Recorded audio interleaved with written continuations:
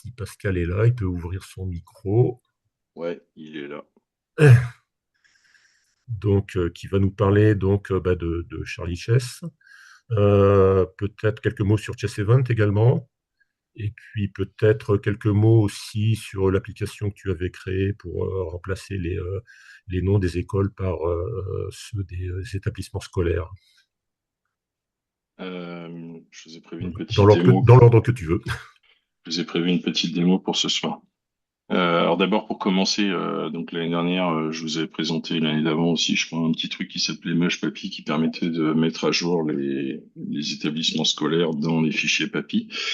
Comme certains le savent, on a une grosse activité sur Charlie Chess en ce moment et donc ce produit-là n'est plus soutenu et donc la démo que je vais vous faire ce soir est essentiellement basée sur Charlie Chess et sur Chess Event.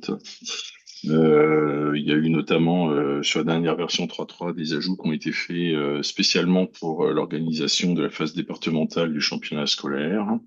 Et donc je vais essayer de vous montrer ça entre 5 et 10 minutes. Je vais essayer d'aller assez vite, mais pas trop quand même pour que vous compreniez.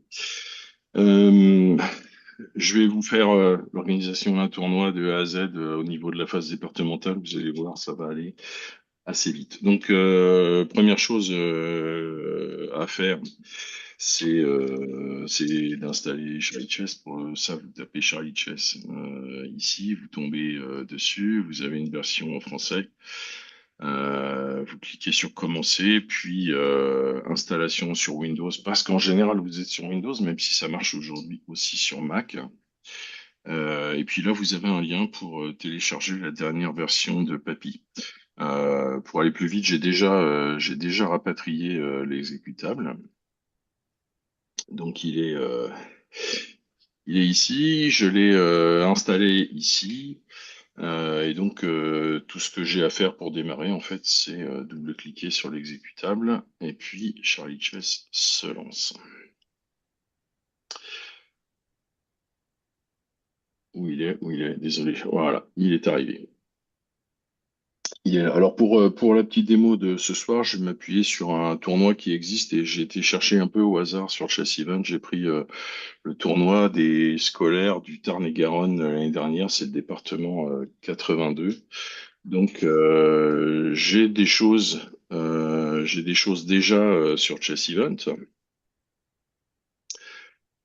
On y va normalement.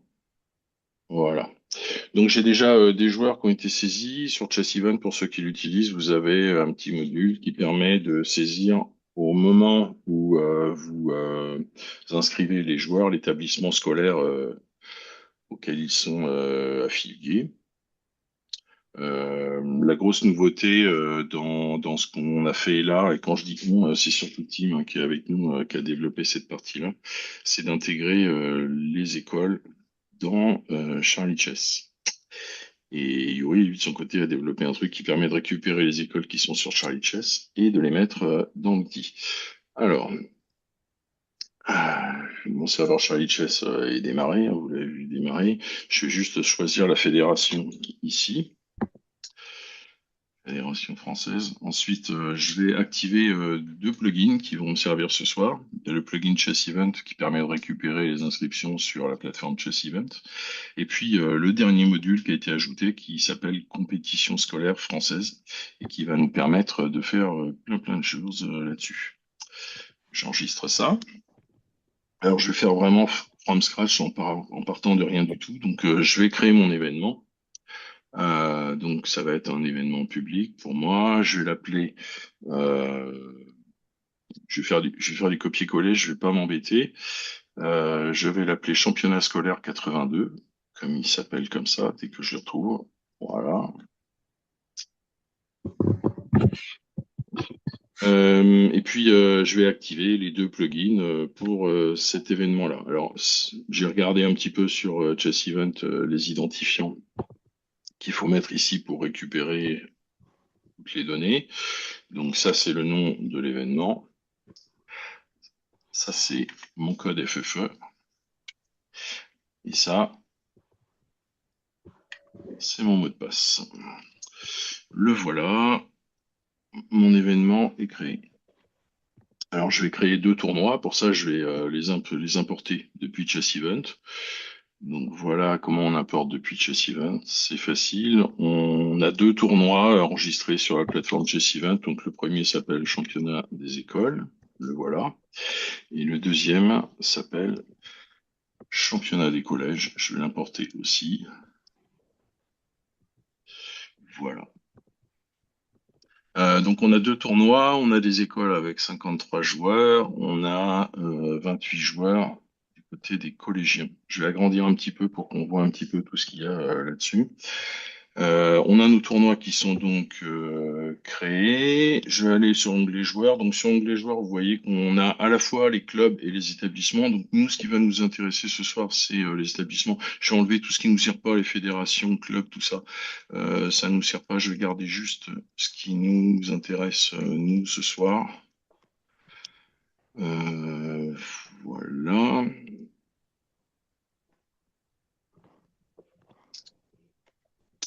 Voilà, donc on a gardé juste l'établissement scolaire et puis le Hello, ça nous suffira bien. Euh, On peut évidemment importer depuis Chess Event, on peut aussi ajouter des joueurs localement. Si par exemple je veux ajouter quelqu'un qui n'est pas là, je vais chercher Emily, la première que je vois en haut de mon écran. Voilà, donc j'ai Emily qui est là, je l'ai cherchée en fait dans la base FFE. Le problème c'est que Emily, elle est pas dans les écoles et les collèges du 82. Alors je sais pas où elle est, donc je vais la mettre dans mon école de chez moi. Enfin, mon école de chez moi il y a très très longtemps. Je vais chercher par exemple sur mon bled. Mon bled, ça s'appelle Donlou. On va me sortir les écoles de Donlou. Voilà, Jean de La Fontaine. Je vais mettre celle-là. Euh,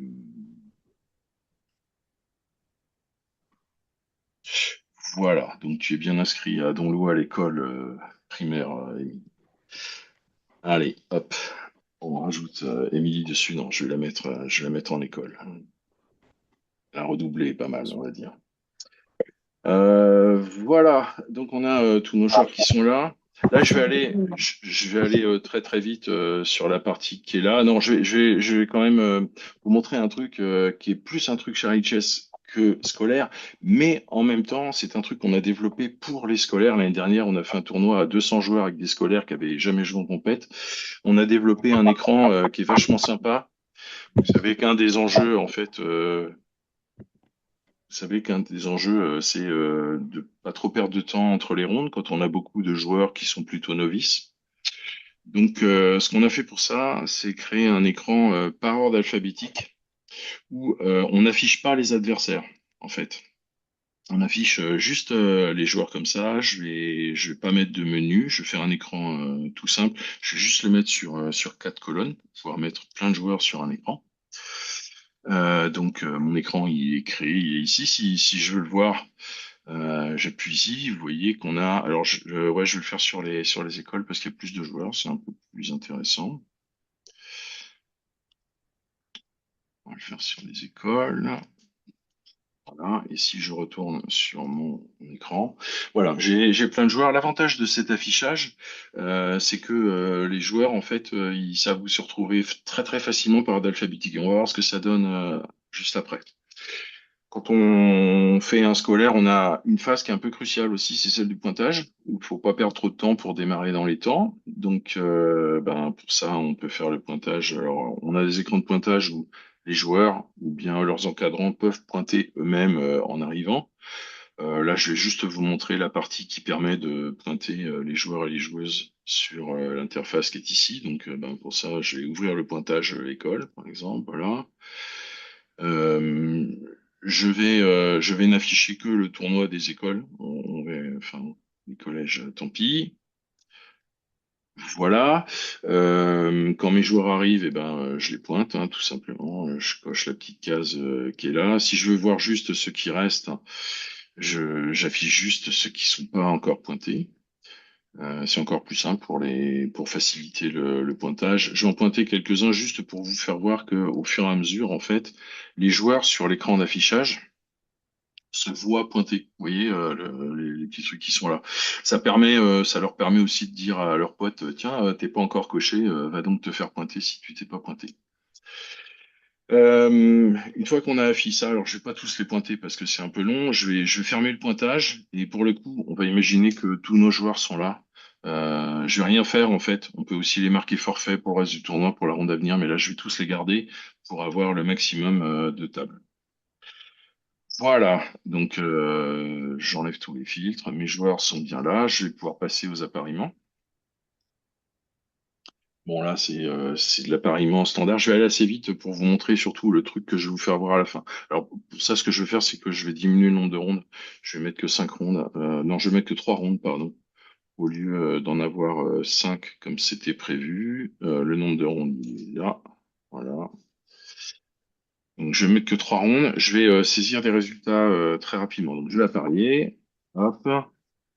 Euh, voilà, c'est appareillé, sauf que j'ai appareillé les collèges, pardon. Désolé, je vais aller sur les écoles. J'appareille les écoles. Je vais rajouter, je vais mettre vraiment des résultats complètement aléatoires juste pour aller assez vite, pour aller à la dernière ronde le plus vite possible.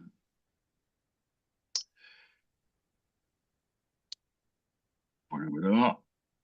La ronde numéro 2.